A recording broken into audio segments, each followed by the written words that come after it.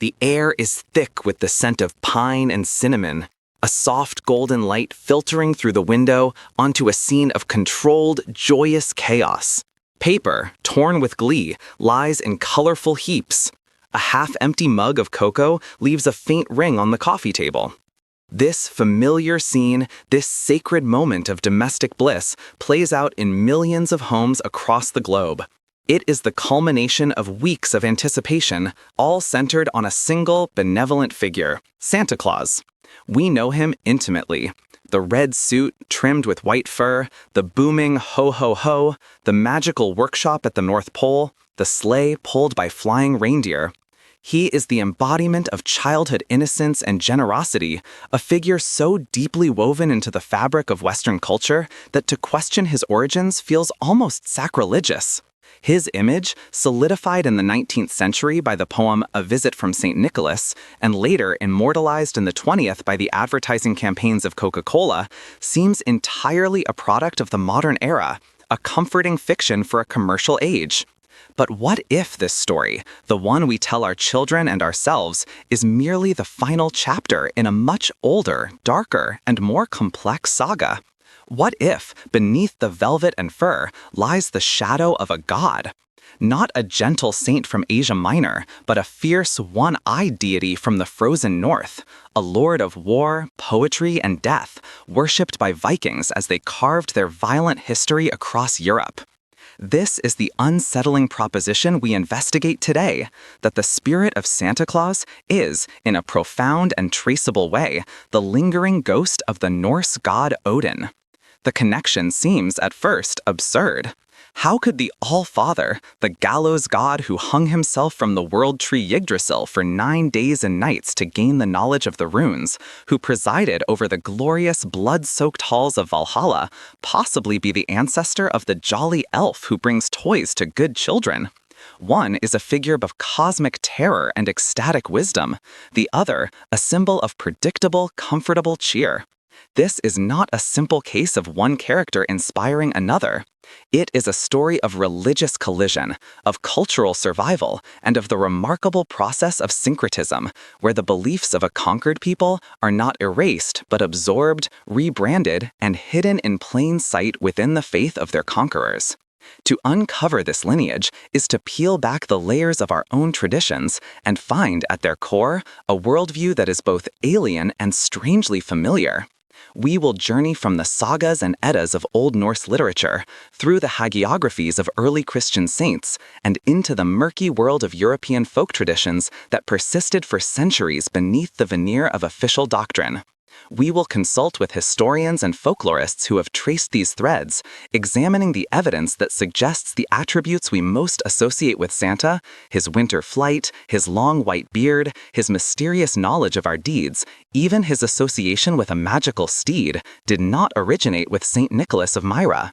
Instead, they appear to be the faint, persistent echoes of a pagan deity's winter procession.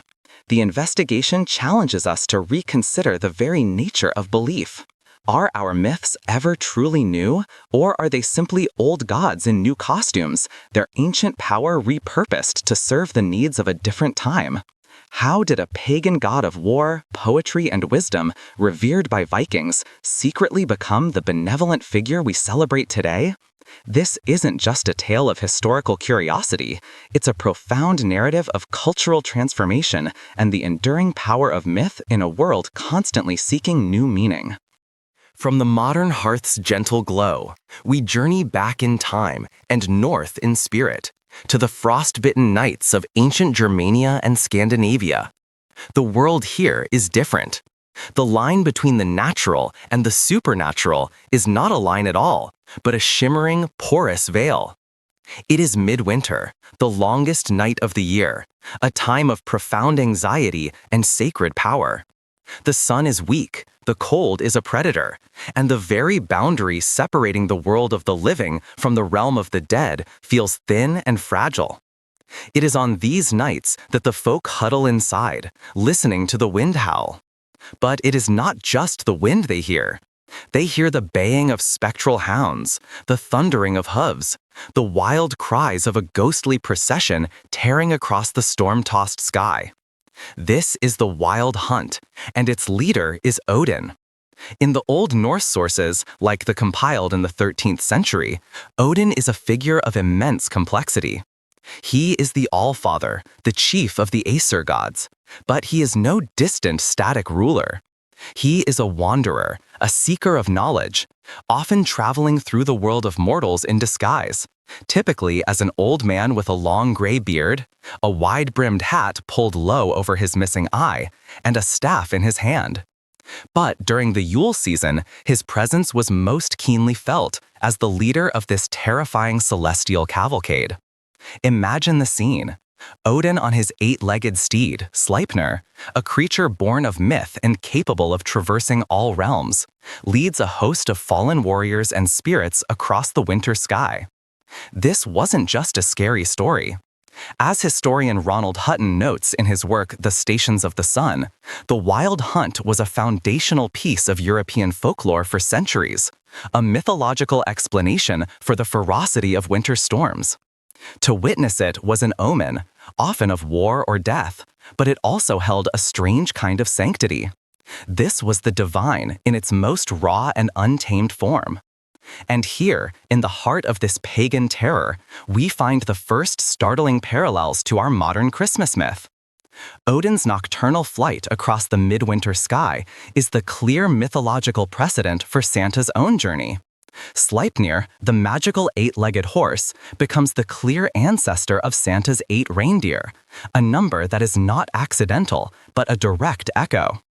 The connections deepen when we look at the human response to the hunt. Academic research, notably from scholars like Margaret Baker, reveals that this was not a time for passive fear, but for active ritual. To appease the passing god and his host, villagers would leave offerings. Children would place their boots by the hearth, filling them with carrots or straw for Sleipnir. In return, Odin, in his role as a giver of gifts, would leave behind treats or small presents. This practice, a form of sacred exchange with a powerful winter deity, is a direct antecedent to the modern tradition of hanging stockings by the chimney. Furthermore, Odin, with the help of his 2 ravens, Hugin and Munin, who flew across the world daily to bring him news, possessed a kind of omniscience. He knew who was honorable and who was cowardly, who had been generous and who had been wicked. He was, in essence, a god who knows if you've been bad or good. This dual nature, a fearsome judge and a mysterious gift giver, was central to his character. He was not simply a benevolent figure. His blessings had to be earned, and his wrath was to be feared. This complex portrait of a sky-traveling, gift-giving, all-knowing winter wanderer is too detailed, too specific to be a mere coincidence. It is the clear pagan template. But if the blueprint was so clearly Odinic, how was it built into a Christian framework? What specific attributes of Odin were so adaptable that they could survive centuries of Christianization and emerge in a new guise? Building on Odin's ancient winter rituals, we now arrive at the moment of collision, the historical crossroads where pagan and Christian worlds met. Imagine a 7th century missionary, perhaps a follower of St. Augustine, standing in a smoky longhouse in Anglo-Saxon England or a remote fjord in Norway. He speaks of a gentle babe in a manger, of a God of love and forgiveness. His audience, however, understands divinity through the thunder of Thor's hammer and the spectral passage of Odin's hunt. To them, the sacred is powerful, dangerous, and deeply entwined with the seasons. Simply commanding them to abandon their ancestral ways was not only ineffective, it was often impossible. A more sophisticated strategy was required. This strategy, a form of cultural and religious alchemy, is known as syncretism. And the key to transforming the fearsome winter god into a beloved Christmas icon was found in the person of a 4th century Greek bishop from Anatolia, Saint Nicholas of Myra. The historical Nicholas was a real person, known for his piety and, most famously, his secret acts of charity. The most famous story, recorded in his hagiography, tells of him saving 3 poor daughters from being sold into servitude by secretly tossing 3 bags of gold through their window at night, which some versions say landed in stockings or shoes left to dry by the fire. This act established his core identity, a secret nocturnal gift-giver, a protector of children and the needy. For the church, he was the perfect candidate to supplant the pagan winter figures. He was a legitimate Christian saint. His story contained the key elements of generosity and miraculous intervention, and his feast day was in early December, conveniently close to the winter solstice. The process of merging these two figures was not a formal decree, but a gradual, organic blending over centuries. But the fusion wasn't simple. It was a masterclass in rebranding. We can see the evidence of this strategy in a famous letter from Pope Gregory the Great to Abbot Meletus in 601 AD. The Pope explicitly instructed his missionaries in Britain not to destroy the pagan temples, but to consecrate them for Christian use. He advised them to allow the converts to continue their traditional feasts, but to reframe them as celebrations in honor of Christian martyrs. The logic was clear. Don't eradicate the vessel, just change what it contains. So, Odin's long white beard and traveler's cloak, symbols of his wisdom and his guise as a wanderer on earth, were seamlessly transferred to Saint Nicholas, whose own image as a bishop was gradually transformed into that of an aged, mysterious patriarch. The terrifying wild hunt was tamed. The thundering sky god was replaced by a gentle saint. But the core activity, a magical, supernatural figure flying through the midwinter sky to distribute rewards, remained. The shamanic elements of Odin's character, his ability to journey between worlds, were preserved in the magic of Santa's flight. Yet, Odin's darker side didn't vanish completely. It splintered off, surviving in the folklore of Saint Nicholas's companions. Figures like Krampus in the Alps, a demonic creature who punishes naughty children, or Belsnickel in Germanic traditions, a fur-clad man who carries a switch, are the lingering echoes of the wild hunt's fearsome, judgmental nature. They are the parts of Odin that could not be neatly tucked into the benevolent persona of a Christian saint. This remarkable transformation reveals something profound about faith and culture.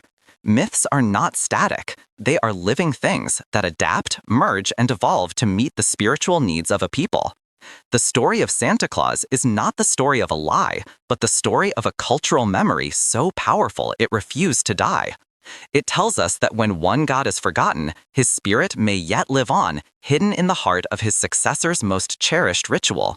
The ancient god of winter never truly left. He just put on a red suit.